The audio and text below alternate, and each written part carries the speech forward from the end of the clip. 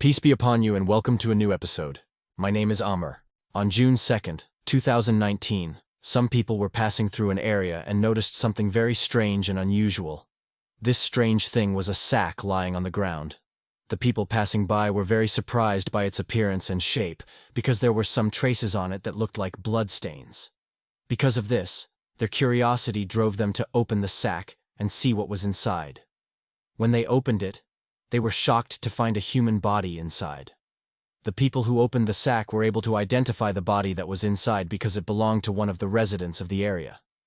Immediately, the news reached his family, who, upon hearing it, understandably went into complete shock, especially since their son was a newlywed, married only 2 months prior. The question now is, what happened to this person after he left home? And how did his life end in this tragic way? To find out the story, follow the video with me. The events of our story take place in Egypt, specifically in Al-Qanatir al-Khayriya, which is located in the Al-Qalyubiyya Governorate. There lived a middle-class family. The father's name was Saeed, and the mother was known to everyone as Muhammad. The eldest son of Al-Hajj Saeed's family was named Muhammad. The second son was Mahmud, and the youngest son was Ibrahim. Everyone in Al-Hajj Saeed's area testified that they were good people who kept to themselves. They had never been in trouble with anyone, neither them nor any of their children. The central figure in our story is the eldest son of Al-Hajj Saeed, who, as I told you, was named Muhammad. Muhammad was born in 1979 and lived his entire life in Al-Qanatir al-Khayriya. Being the eldest son, he received all the attention and love from his father and mother. However, Muhammad wasn't just precious to his parents because he was their eldest son. His personality also deserved all the love he received. Muhammad was a very obedient son to his father and mother, and was willing to do anything just to please them. Muhammad's kindness and wisdom in dealing with others made him not only dear and precious to his parents, but also to all the residents of the area and anyone who dealt with him. Muhammad was not a social person, nor did he have many friends. His friends were very few. He was known to be someone who avoided problems as much as possible. When he felt he was getting involved in any trouble, he always distanced himself and didn't try to get further entangled. He enrolled in school and continued his studies until he obtained his preparatory certificate. After that, he didn't want to continue studying and preferred to learn a trade to work in. After moving between more than one place, he settled on the carpentry trade. He worked in a workshop that was close to his home.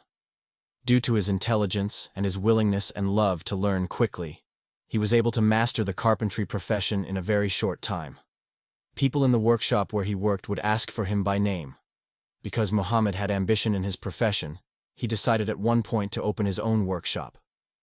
Let me tell you that this was a sound decision. Muhammad was very skilled in his craft, and because he kept up with the times and developed himself, he gained fame and a good reputation among all people. After a short period of opening his own workshop, and because he was a wise person, he planned for the future and didn't spend all the money he earned from his workshop.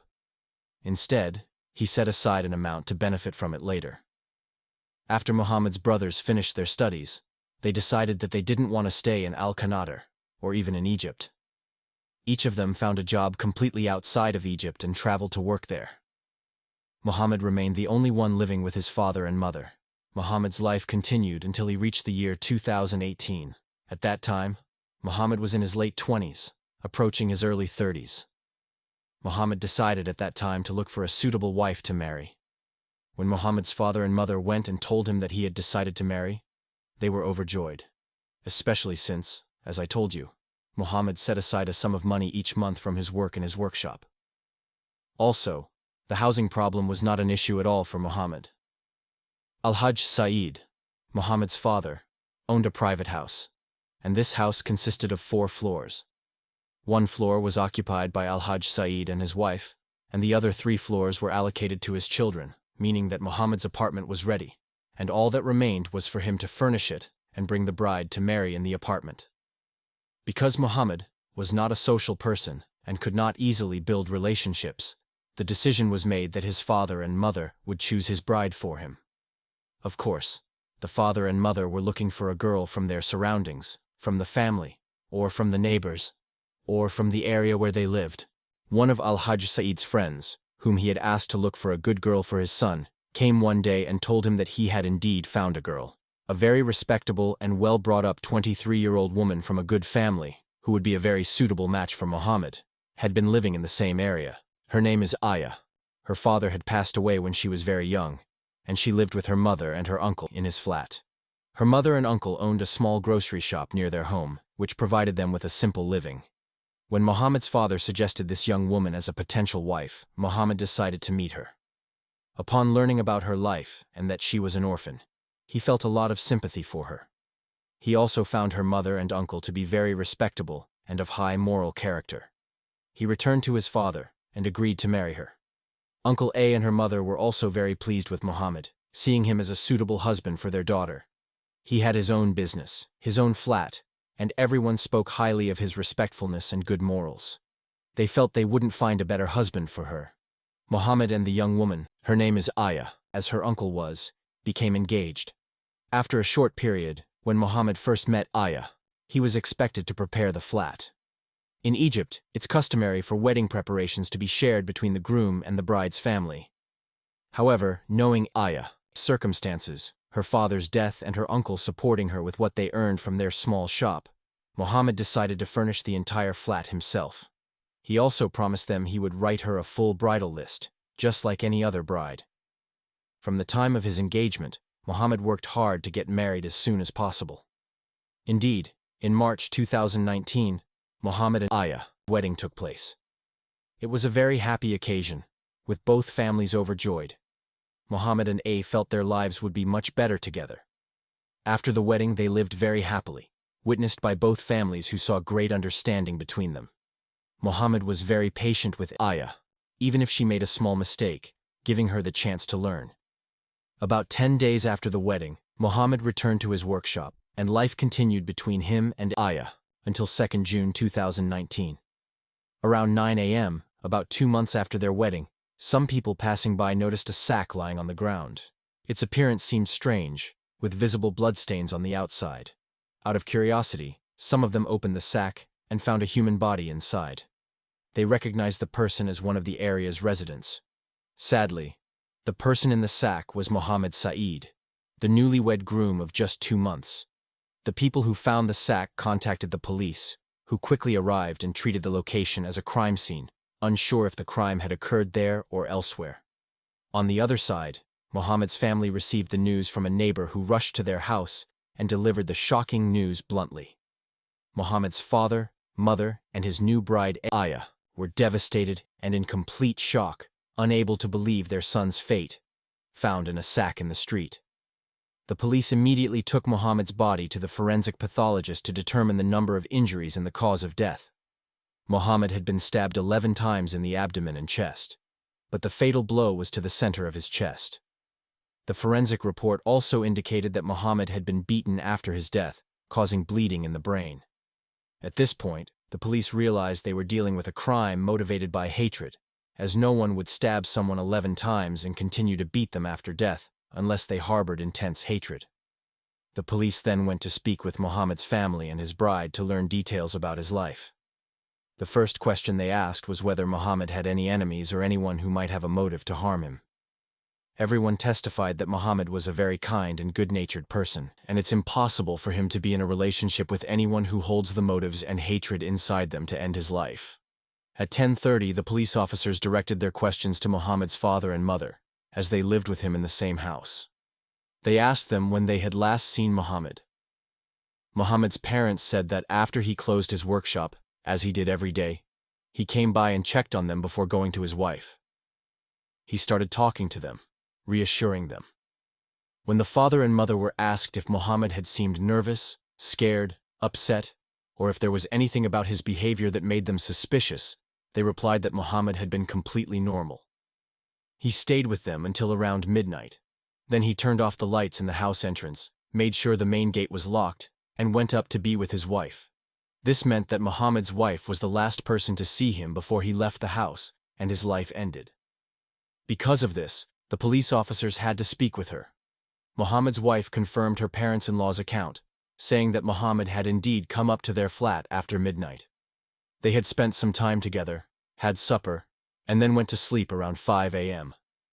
Mohammed's phone rang, so loudly that it woke them up. She said that after Mohammed answered the call, which lasted only a few seconds, he started getting dressed, preparing to go out. When she asked him where he was going at that time, he told her that a friend of his had called and needed him for something urgent and very important, something that couldn't wait. So he had to go immediately to meet him. Aya was very surprised by this, as in all their 2 months of marriage, her husband had never acted like this before. However, she told the police that she assumed his friend needed help and that he wouldn't be able to delay. After Mohammed left the house, Aya said she went to one of the apartment windows and looked out. At that moment, she saw that there were some people waiting for Mohammed downstairs, about 5 of them. Mohammed walked away with these people until, as Aya said, they completely disappeared from her sight. After that, she heard no news about Mohammed except for the neighbors who came to tell her that her husband had been found in the street inside a sack after his life had ended. When the police officers asked Aya if Mohammed had taken anything with him that she remembered when he left the house to meet his friend, she told them that all he took was his phone and his wallet, nothing more significant than that. Aya told the police that she was able to identify the friend Mohammed had gone to meet because, as she had mentioned, Mohammed didn't have many friends. She told them that Mohammed's friend was a close friend of his. Since she was able to identify him, this was very important information. The police officers began to search for Mohammed's friend to find out the reason for his call to Mohammed at 5 a.m., why he had asked him to come down, and how Mohammed's life had ended in such a gruesome way after going to meet him. While the police officers were looking for Mohammed's friend to bring him in for questioning, some people appeared at the police station with very important news that would completely halt the course of the investigation. The people who arrived at the police station were a group of drivers from a taxi rank very close to the area where Mohammed lived. These people had come to the police station with a girl, and they had come to file a report against her and hand her over to the police. Of course, the police officers didn't understand anything that was happening and asked them what the girl had done that made them come to report her. The drivers told the police officers at that time that they had discovered that the girl with them had a large kitchen knife, and that the knife had some traces of blood on it. Because they suspected that the girl had done something serious or committed a crime, they decided to question her and surround her with questions. However, the girl refused to speak to them at all.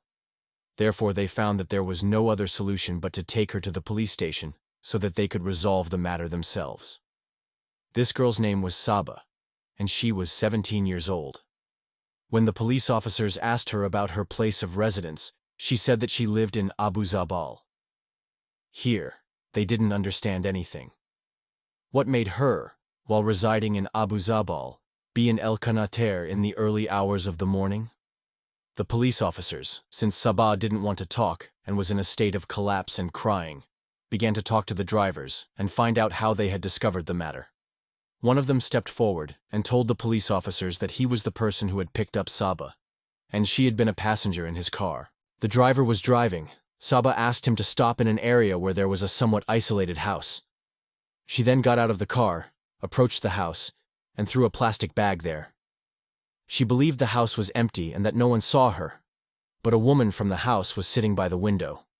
Because it was completely dark, Sabah couldn't see her. This woman thought Sabah had come to her house and thrown away a bag of rubbish. So, she went out after Sabah, calling out to her and trying to stop her. She went and retrieved the bag that Sabah had thrown. When she opened the bag, she discovered a knife stained with blood inside. She tried to pretend she hadn't seen anything so that Sabah wouldn't suspect her. She went and handed the bag back to the girl as if she hadn't seen anything.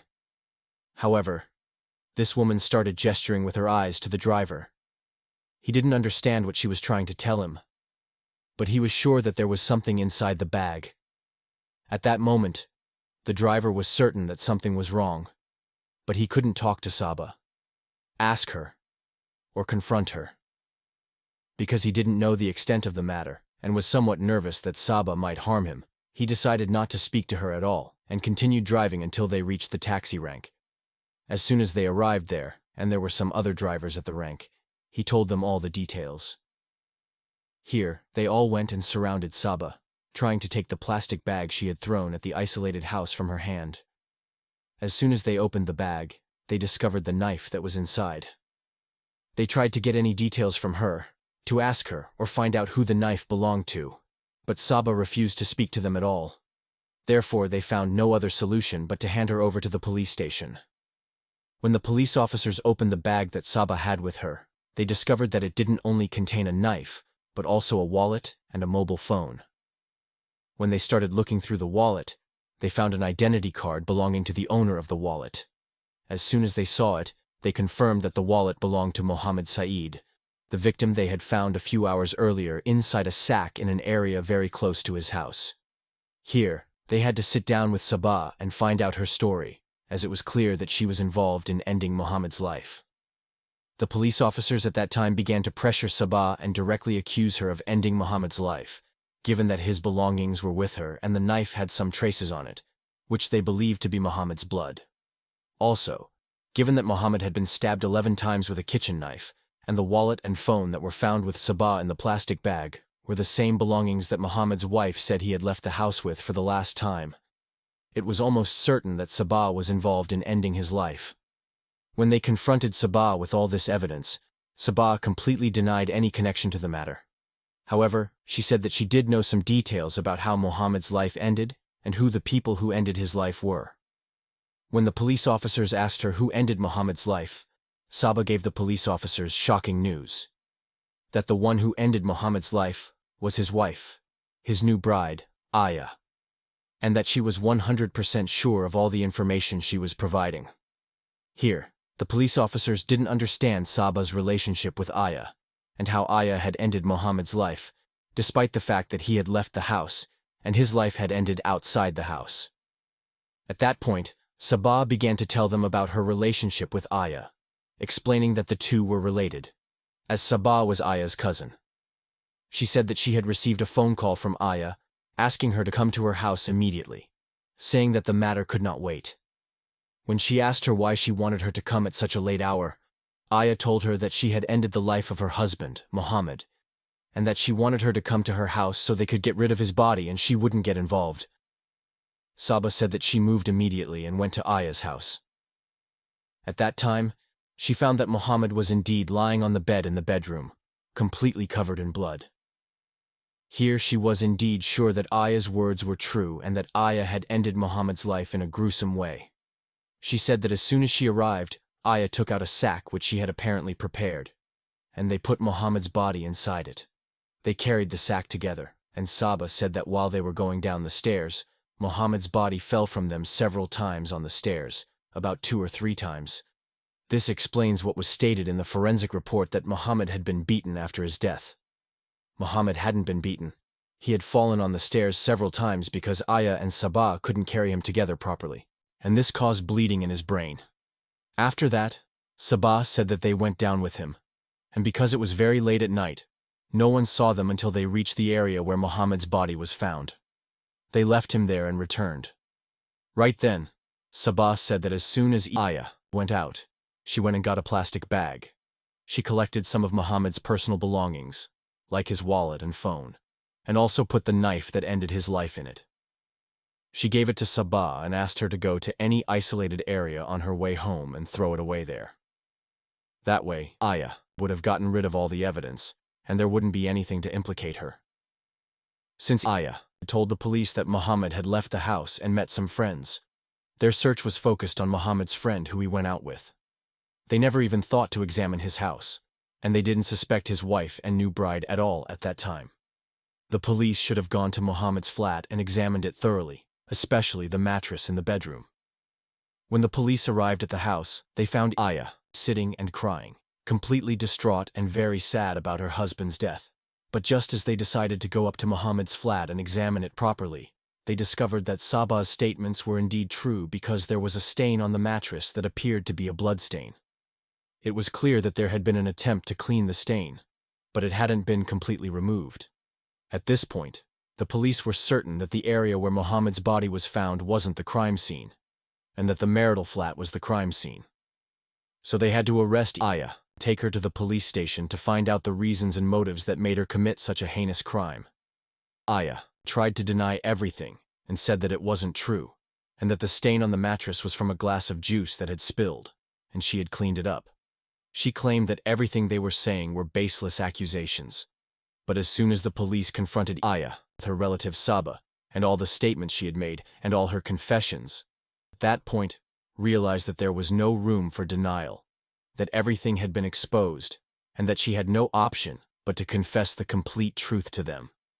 The first question the police asked Aya: what was the reason that made her end her husband's life after only 2 months of marriage? What was the problem that had occurred between them that led her to this stage? And here, Aya surprised them by saying that she had been planning to get rid of Muhammad from the very first day she married him, because she hadn't wanted to marry Muhammad, and that her uncle and mother had forced her to marry him because they saw him as a perfect catch that she shouldn't miss.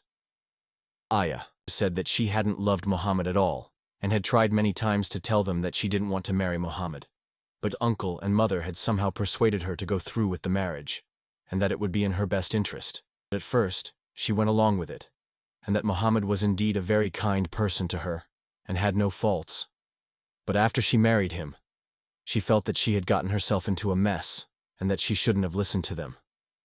At that point, she started to plan how to get out of this marriage. She knew for sure that if she created any problems with Muhammad and separated from him, her uncle and mother wouldn't accept her back, and they would know for certain that she had done what she had in mind, and that she had separated from her husband because she didn't want to marry him.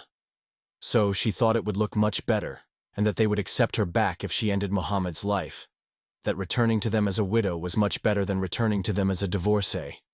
At that point they would be forced to accept her, and even more, they would be very sympathetic towards her and feel sorry for her, and she wouldn't face any problems or any accusations from them. That's why she started thinking about how to get rid of Muhammad. She said that one day, Muhammad came in after returning from work, after closing his workshop and visiting his parents.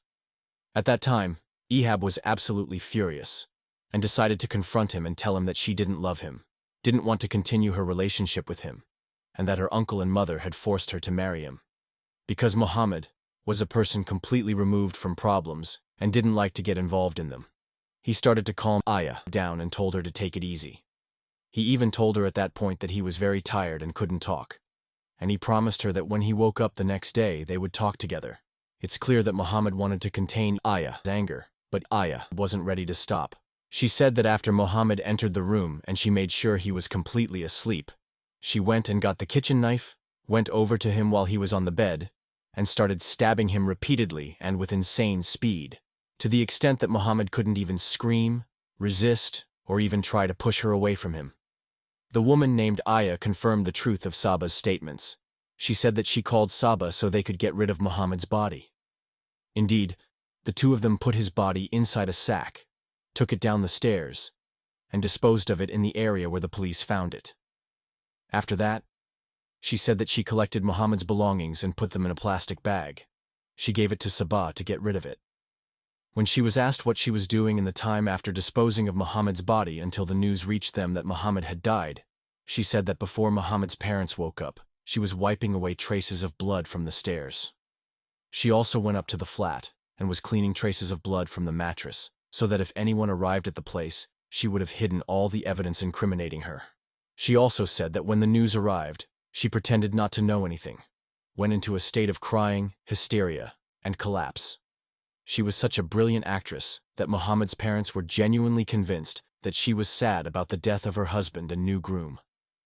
All the people in the area, when they learned the details that Aya was the one who ended her husband's life, couldn't believe it. Throughout their marriage, which wasn't a very long period, Aya used to show everyone how happy and pleased she was with Muhammad. But it's clear that Aya was planning cleverly, because if she had shown anyone that there were problems between them, or that she didn't love him, she would have been the first suspect when his life ended. However, by pretending to be the happiest person on earth while with him, she kept her name far away from any kind of accusation. Also, by mentioning Muhammad's meeting with his close friend and 4 other people with him, she made the police search in a completely different place than looking inside Muhammad's flat, which was the actual crime scene. Muhammad's parents, when they learned the details that their son's wife was the one who ended his life, were in a very bad state. His mother was completely devastated and was recounting the details between her son and Aya, and how he took care of all the house's preparations and was considerate of her being an orphan, and provided for her as much as he could. She couldn't believe at all that this would be her son's end. And since Saba and Aya have confessed to everything, all the evidence is against them. The crime scene is known to the police, and the murder weapon is already in their possession. In early 2020, Saba and Aya were brought to trial. Aya was charged with premeditated murder with prior intent and surveillance, and her sentence was execution. As for Saba, she was accused of participating in the disposal of evidence and the disposal of Muhammad's body. Because she was underage, 17 years old, so she was sentenced to detention in a juvenile reformatory for 15 years. When I was looking into whether the death sentence had been carried out on Aya, I found one source saying that the sentence was carried out in early 2022. Sadly, Aya had abandoned all sense of humanity and had many ways other than the path she took. She could have given Muhammad a chance and seen the good aspects in him, or during the engagement period, which lasted for quite some time. She could have gone and told him that her uncle and mother were pressuring her to marry him, or that they were convincing her by trickery. And certainly, and this is according to Muhammad's mother's testimony, Muhammad would have completely backed down from the idea, and even would have supported and stood by her. But because Aya didn't want to have the title of divorcee, she saw that it was more suitable and better for her to have the title of widow, even if it meant ending Muhammad's life. Muhammad never deserved for her to end his life or to harm him in any way. He was a kind, gentle, respectful man who was devoted to his parents. In addition, when he married her, he feared God in his dealings with her. And this is according to the testimony of her mother and uncle. In short, Muhammad didn't fall short with her in anything. But Aya was never satisfied. She saw that there was no solution other than to end her husband's life. Her eyes were completely blinded, and before her eyes were blinded, her conscience and heart were blinded. After she committed the crime and actually ended his life, she implicated one of her relatives, who shouldn't have had any role in the matter at all, and shouldn't have been involved with Aya because of Aya's recklessness and impulsiveness, and because of Saba's being led astray by her and carrying out all her orders. Both of them paid a very heavy price from their lives, and this was a small punishment for the heinous act they committed against Muhammad and his family. And with that, we have reached the end of our episode. Thank you very much for watching. If you like this type of content, don't forget to click the subscribe button and activate the bell so that you receive all new updates. And wait for me every Saturday, Monday, and Wednesday from every week. See ya.